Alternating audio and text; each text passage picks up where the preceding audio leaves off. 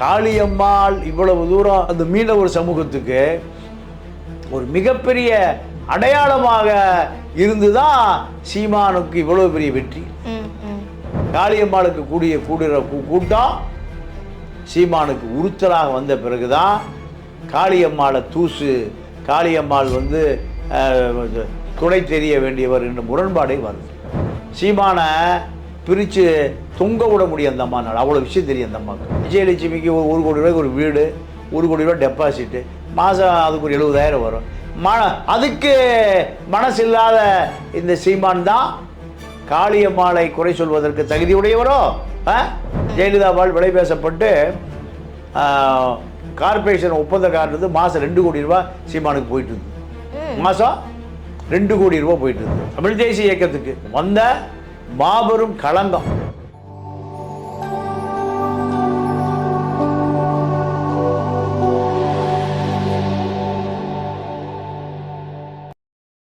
நேயர்களுக்கு வணக்கம். இன்னைக்கு நம்மளோட சிறப்பு நேர்காணலுக்கு வந்திருக்காங்க மூத்த பத்திரிகையாளர் தமிழா பாண்டியன் சார். வணக்கம் சார். வணக்கம் சார். ஒரு நேரத்தில் இவங்க நம்பிக்கைக்குரிய ஒரு நம்பிக்கை நட்சத்திரமா இருந்தாங்க இந்த கட்சிக்கு. அதாவது என்னன்னா, நாம் தமிழர் கட்சியில இருந்தவங்க யாருன்னு பார்த்தீங்கன்னா காளியம்மாள் அக்கான்னு சொல்லுவாங்க. காளியம்மாள் சீமான் ஐயாருக்கு ஒரு ரொம்ப ரொம்ப நம்பிக்கைக்குரியவங்க. அவங்களுடைய ஸ்பீச்னாலே தனி ஒரு ரசிகர்களே இருந்தாங்க நாம் தமிழர் கட்சியில. அப்படிப்பட்டவங்க இப்ப சமீபத்தில் அதிமுக எடப்பாடி ஐயாவோட போய் சேர்ந்துட்டாங்க. ஒரு நேரத்தில் அதே காளியம்மாள் அக்கா என்ன சொன்னாங்க, கிட்டத்தட்ட 5000 கிலோமீட்டர் இருக்க கடலை எடப்பாடி ஐயா வித்துட்டாரு அப்படின்னா. ஒரு கடலை போய் விற்க முடியுமா சார்? அதுக்கான சாத்தியக்கூறுகள் இருக்கா? அவங்க சொன்ன அந்த விஷயம் ஸ்டேட்மெண்ட் இல்லை. அதாவது அரசியலில் 2 வகையான அரசியல் இருக்கு. ஒன்று ஆதரவு அரசியல், ஒன்று எதிர்ப்பு அரசியல். காளியம்மாள் நாம் தமிழிலிருந்து அறிமுகமாகிற பொழுது காளியம்மா ஒரு கடுமையான ஒரு உழைப்பாளி.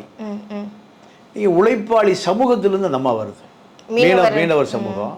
அது கடுமையான உழைப்பாளி. இன்றைக்கி தான் விசைப்படகெல்லாம் வந்திருக்கு. நீங்கள் பல 1000 மைல்கள் நீங்கள் பாய்மர கப்பல்லையே பயணித்த சமூகம் அது. ரெண்டாவது, நீங்கள் பாய்மரத்தை துடுப்பின் மூலம்தான் இயக்க முடியும். இப்போ அதெல்லாம் மறைஞ்சு போச்சு. இருந்தாலும் அந்த மரபு வழி சமூகம் இன்றைக்கும் ரொம்ப அடித்தட்டு சமூகமாக தான் இருக்கு. கடற்கரை ஓரம்தான் அந்த சமூகம். அவர்களுடைய வீடு பட்டா இருக்காது, அவர்களுக்கு நிரந்தர வீடு இருக்காது. அலை வந்தாலோ சுனாமி வந்தாலோ முதல்ல பாதிக்கப்படுவது அவர்கள் தான். நீங்கள் மரபு வழியாக பள்ளிக்கூடத்து பக்கமே மலைக்கு கூட ஓண்டுவதில்லை. அப்பா ஒரு போட்டு வச்சுருப்பார். அப்பா மரணமடைந்தால் அந்த போட்டை யார் ஓட்டுவான்? மகன் ஓட்டுவான். மகனுக்கு அடுத்து பேரன் ஓட்டுவான். இப்படி தான் அந்த சமூகம். ஒரு கல்வியாளர்களையே கொடுக்காத சமூகம். அப்போது இந்த சமூகம் மீனவர் சமூகத்தை பொறுத்த வரைக்கும் கடுமையாக அரசியல் ரீதியாக வஞ்சிக்கப்படுகிற சமூகம். இந்த சமூகத்திலிருந்து மந்திரிகளோ சட்டமன்ற உறுப்பினர்களோ நாடாளுமன்ற உறுப்பினர்களோ யாரும் பெரிய அளவில் பேசப்பட்டது யாருன்னா சிங்காரவேலர் தான். முதல் கம்யூனிஸ்ட் கட்சி அறிக்கையை, உழைப்பாளிகளுக்கான கம்யூனிஸ்ட் கட்சி அறிக்கையை சிந்தனை செல்வர் சிங்காரவேலர் தான் இந்த அறிக்கையை முதல்ல தமிழில் வெளியிட்டார், உலகத்திலேயே. அப்போது இந்த சமூகத்தினுடைய அடையாளத்தையும் வழிகளையும் காளியம்மாள் மூலம் பார்க்கலாம். காளியம்மாள் இவ்வளவு தூரம் அந்த மீனவர் சமூகத்துக்கு ஒரு மிகப்பெரிய அடையாளமாக இருந்துதான் சீமானுக்கு இவ்வளவு பெரிய வெற்றி. தமிழகத்தினுடைய தெற்கு கடற்கரையோரம் சீமானுடைய அரசியல் வாழ்க்கையை ஆரம்பிப்பதற்கு காளியம்மாள் ஒரு காரணம். காளியம்மாளை பயன்படுத்தி கொண்ட இந்த சீமான், காளியம்மாளுடைய வளர்ச்சி அபரிமிதமான வளர்ச்சி. காளியம்மா ஒரு என்ஜிஓ, அதாவது நான் ஆர்கனைசேஷன் நிறுவனத்தில் நான் அதாவது அரசு சாராத அமைப்பு அது, NGO, நான் கவர்மெண்ட் ஆர்கனைசேஷன். இதில் பல ஆண்டு காலம் பயணித்தவர். யாருக்காக? அது மீனவ சமூக மக்களுக்காக. இதெல்லாம் தான் சீமானுடைய கட்சியினுடைய வளர்ச்சிக்கு ஒரு பெரிய படிக்கலாக அமைந்தது. இப்போ எல்லாம் முடிஞ்ச பிறகு சீமானை பொறுத்த வரைக்கும் தன்னை விட அதிகமாக யாருக்கும் கூட்டம் முடியக்கூடாது. காளியம்மாளுக்கு கூடுற கூட்டம் சீமானுக்கு உறுத்தலாக வந்த பிறகு தான் காளியம்மாளை தூசு, காளியம்மாள் துணை தெரிய வேண்டியவர் என்ற முரண்பாடே வருது. அதன் பிறகு இந்த அம்மா இப்போ ஏடிஎம்கே சேர்ந்துருச்சு. ஏடிஎம்கே அந்த அம்மா உண்மையான ஒரு பாதுகாக்கப்பட வேண்டிய இயக்கம், பாதுகாக்கப்பட வேண்டிய நபர். அதான் எம்ஜிஆர் கட்சி. அது அடித்தட்டு மக்களுக்கான அடையாளம் தான் எம்ஜிஆர் கட்சி. ஆனால் ஒரு நேரத்தில் அதே காளியம்மனுக்கு தான் எடப்பாடி ஐயா என்ன மாதிரி வார்த்தைகள்லாம் யூஸ் பண்ணி பேசினாங்கன்னு பார்த்தோம். ஒரு கட்டத்துக்கு மேலே கடலையே வித்துட்டாரு அப்படிங்கிற மாதிரிலாம் பேச, இதெல்லாம் ஒரு சாத்தியக்கூறு இல்லாத ஒரு விஷயம் தானே தான் சார்? இல்லைம்மா, அதான் முதலே சொல்லிட்டேன். ஆதரவு நிலை, எதிர்ப்பு நிலை. எதிர்க்கணும், எதை வேணால் பேசுவாங்க, அவ்வளோதான். இப்போ அந்த அம்மா அதிமுகவில் போய் இணைஞ்சிருச்சு. இணைந்த பிறகு அதிமுக ஆதரித்து பேச வேண்டிய நிலைமை இருக்குது. அப்போவும் சீமானை எதிர்த்து பேசுகிறதே இல்லை, சீமானை விமர்சனம் செய்வதே இல்லை. இன்னதம்மா அடக்கி தான் வாசிக்குது. சீமானை பிரித்து தொங்க விட முடியும் அந்த அம்மானால். அவ்வளோ விஷயம் தெரியும் அந்த அம்மாவுக்கு. ஒரு ஒடுக்கப்பட்ட மீனவ சமூகத்திலிருந்து வந்த ஒரு சகோதரியை சீமான் பயன்படுத்தி கொண்டு அரசியல் ரீதியாக அத்தனைய உறிஞ்சி கொண்டு இப்போ அந்த அம்மாவை வெளியே அனுப்பியது சீமான் செஞ்ச வரலாற்றில் மன்னிக்க முடியாத குற்றம் சார். அதுக்கு ஒரு ரீசன் ஒரு பரவலான ஒரு வதந்தின்னு சொல்றதா இல்லை உண்மை இல்லாத ஒரு விஷயம் சொல்றதா என்னன்னு தெரியல. என்னன்னு பார்த்தீங்கன்னா, நாம் தமிழர் கட்சியிலேருந்து காளியம்மாள் வெளில வந்ததுக்கு காரணம் இடும்பாவனம் கார்த்திக் தான் அப்படின்றாங்க. அதாவது இடும்பாவனம் கார்த்திக்கும் காளியம்மாளுக்கும் ஒரு விதமான தொடர்பு இருந்தது. அது சீமான் ஐயா பார்த்து கண்டிச்சிருக்காரு. நீ இந்த கட்சியை விட்டு போனால் நான் ஒரு குறிப்பிட்ட அமௌண்ட் கொடுக்குறேன், 1 கோடி ஒரு குறிப்பிட்ட அமௌண்ட் கொடுக்குறேன் அப்படின்னு அவர் சொன்னாருன்றாங்களே, இது வதந்தியா இல்லை உண்மையா? இல்லை, மனநோயாளிகள் பரப்பிய நம்ப முடியாத ஒரு கற்பனை. ஆமாம், மனநோயாளிகள் இருப்பான்ல, சைக்கோன்னு சொல்லுவோம். அந்த நபர்கள் ஒரு ஒடுக்கப்பட்ட சமூகத்திலிருந்து வந்து ஒரு சகோதரியை இதை விட கேவலப்படுத்தவே முடியாது. என்ன வேணாலும் பேசலாம். சீமான விஜயலட்சுமிக்கு தீர்வு கிடைக்கலையே. விஜயலட்சுமி வீடியோ போட்டுட்டு இருக்கேன், இன்னும் போட்டுட்டு இருக்காங்க. விஜயலட்சுமிக்கு இன்னைக்கு சீமாட்ட 1000 கோடி ரூபாய்க்கு மேலே இருக்கு. விஜயலட்சுமிக்கு 1 கோடி ரூபாய்க்கு ஒரு வீடு, 1 கோடி ரூபாய் டெபாசிட்டு, மாதம் அதுக்கு ஒரு 70,000 வரும். அதுக்கு மனசு இல்லாத இந்த சீமான் தான் காளியம்மாளை குறை சொல்வதற்கு தகுதி உடையவரோ? சீமானை பொறுத்த வரைக்கும் இந்த தமிழ்நாட்டுடைய சாபக்கேடு சீமான். தமிழ் தேசிய இடைவெளியை குருமூர்த்தி அடிமையாக்கியவர் சீமான். தமிழ் தேசியம் என்பது திராவிட இயக்கத்தை விட ஒரு மடங்கு இந்த சமூகத்துக்கு தேவையானது. ஆனால் அதை குருமூர்த்தி வீட்டில் கொண்டு விட்டவர் தான் அந்த சீமான். அதனால் காளியம்மாளை குறை சொல்வதற்கு 1% கூட தகுதியற்றவர் சீமான். காளியம்மாளை போல அந்த சமூகத்திலிருந்து நிறைய காளியம்மாள்கள் அரசியலுக்கு வரணும். கடலோரத்தில் கண்ணீரோடு காத்திருக்கக்கூடிய பெண்கள் உள்ள சமூகம் மீனவ சமூகம் தான். ஸோ இப்போ நாம் தமிழர் கட்சியில் பார்த்தீங்கன்னா ஒவ்வொரு தேர்தலையும் வேட்பாளர்கள் அறிமுகப்படுத்துகிறார். இப்போ இதுக்கு முன்னாடி இருந்த தேர்தலில் வேட்பாளர் இந்த தேர்தலுக்கு அறிமுகப்படுத்தல, ஒவ்வொரு புதுமுகங்களாக தான் அறிமுகப்படுத்திட்டு இருக்காரு. பழைய ஆட்கள்லாம் அப்படியே ஒதுக்குறாரு, வேட்பாளர்கிட்டே ஒரு ஒற்றுமை இல்லை அப்படின்னு ஒரு தகவல் இருக்கு. இது உண்மையா? அதாவது 2009 சீமான் கட்சி ஆரம்பிச்சாரு.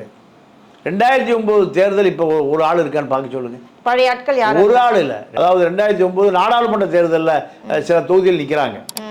அப்புறம் 2011 அரசியலில் இலை மலர்ந்தால் ஈழம் மலர்னு அதிமுகட்ட கோடிகளை பெட்டியை வாங்கி கொண்டு ஜெயலலிதாவுக்கு ஆதரவாக இருக்கார். ஜெயலலிதாவால் விலை பேசப்பட்டு கார்பரேஷன் ஒப்பந்தக்காரர் மாதம் 2 கோடி ரூபா சீமானுக்கு போயிட்டு இருந்தது. மாதம் 2 கோடி ரூபா போயிட்டு இருந்தது. அப்போ இதுதான் சீமானை பொறுத்த வரைக்கும் கொள்கை, கோட்பாடுகள், லட்சியங்கள், இந்த மக்களை விலைபேசி விற்கக்கூடிய மலிவான நபர் தான் சீமான். இந்த மலிவான நபர் காளியம்மாளை குற்றம் சொல்வதற்கு எந்த தகுதியும் இல்லாத ஒரு மூணாந்தர நபர் தான் சீமான். பாலியல் வழக்கில் கைது செய்யப்பட்டு சிறையில் அடைக்கப்பட வேண்டிய நபர் இந்த சைமன். விஜயலட்சுமி வலசர்வாக்கம் காவல் நிலையத்தில் புகார் கொடுத்து வலசர்வாக்கம் காவல் நிலையத்தில் காவல்துறை அதிகாரிகளால் விசாரிக்கப்பட்ட நபர் தான் இந்த சீமா. இது தமிழ் தேசிய இயக்கத்துக்கு வந்த மாபெரும் களங்கம். ஒரு கொள்கை. இப்போ ஒரு கம்யூனிஸ்ட் கட்சிக்காரன் ஒரு பாலியல் வழக்கிலையோ ஒரு கஞ்சா வழக்கிலையோ உள்ளே போனால் அதை விட பெரிய செய்தி எங்கேயுமே இருக்காது. ஏன்? கம்யூனிஸ்டுகள் இதெல்லாம் ஒழிக்கக்கூடியவர்கள், எதிர்க்கக்கூடியவர்கள். தன் வாழ்நாள் முழுவதும் நேர்மையாக வாழ்ந்த ஐயா நல்லகண்ணு அடையாளம் என்ன? கம்யூனிஸ்ட் கட்சி தான். அப்போ கம்யூனிஸ்ட் கட்சியை பொறுத்த வரைக்கும் நேர்மை, நியாயம், இப்படி ஒரு பெரிய அடையாளத்தோடு வாழ்பவர்கள். ஆனால் சீமானை பொறுத்த வரைக்கும் விஜயலட்சுமி வழக்கே பெரும் வழக்காக இருக்குது. அந்த சீமானை சார்ந்தவர்கள் காளியம்மாளை குறை சொல்வதற்கு, குற்றம் சொல்வதற்கோ 1% கூட தகுதி இல்லாதவர்கள். சார், நம்ம அப்படி பார்க்கும்போது அவருடைய தேர்தல் பிரச்சாரம்லாம் வந்து பார்த்தீங்கன்னா இயற்கை மண்வளம் சார்ந்த மாதிரி தான் இருக்கும். இந்த ஐம்புலங்கள்னு சொல்லுவாங்கள்ல, இயற்கை, காற்று, நிலம், நீர், அந்த சார்ந்து தான் அவர் வந்து தேர்தல் பிரச்சாரம். இப்போ கிட்டத்தட்ட அவர் வந்து நம்மாழ்வார், அவர் வந்து இயற்கை, விவசாயம் அப்படி தானே இருந்தாங்க. அதே மாதிரி இவருடைய பிரச்சாரம் இருக்கு. இவர் வந்து ஒரு கட்சியுடைய அரசியல் கட்சிக்கு தலைவருக்கான ஒரு தலைவராக இல்லையோ அப்படிங்கிற மாதிரி தோணுது சில பேருக்கு. இதை நீங்கள் எப்படி பார்க்குறீங்க? உண்மை அதுதான். நீங்கள் இந்த தேர்தலில் திமுக தான் இவருக்கு முழு பொருளாதார உதவியும். எதுக்கு? விஜய் எதுக்கணும். இந்த நடந்து முடிந்த தேர்தலுக்கு முன்பு நடந்து முடிந்த மாநாட்டில் 4 கோடி ரூபாய் வசூல் பண்ணியிருக்காரு சாட்டை. 4 கோடி மாநாடு நடத்துனது சாட்டை தான். மணல் திருடன் சேகர் ரெட்டிகிட்டேருந்து ரத்தனம், ராமச்சந்திரன், இப்படி மணல் திருடர்கள்ட்ட தான் ஒரு வசூல். இவர் எப்படி கனிம வள திருட்டை எதிர்ப்பார்? எங்கே சமூக விரோத செயல் செய்து கோடிகளை குவிக்கிறார்களோ அவர்கள்ட்ட இருந்து தான் இவர் நிதியை வாங்குறாரு. அப்புறம் எப்படி இவர் கனிம வளத்தை காப்பாற்றுவார்? அதிமுக ஜெயலலிதா காலத்தில் இப்போ கார்பரேஷன் ஒப்பந்தக்காரர் எப்படி திருடித்தான் கொடுப்பான்? அந்த திருடி கொடுக்கப்பட்ட பணத்தை தான் சீமான் வாங்கி அரசியல் நடத்திட்டு இருந்தார். சீமானுடைய சொத்து மதிப்பு இன்றைக்கி எவ்வளோ? அவருக்கு 20 பவுன்சர் இருக்கான்.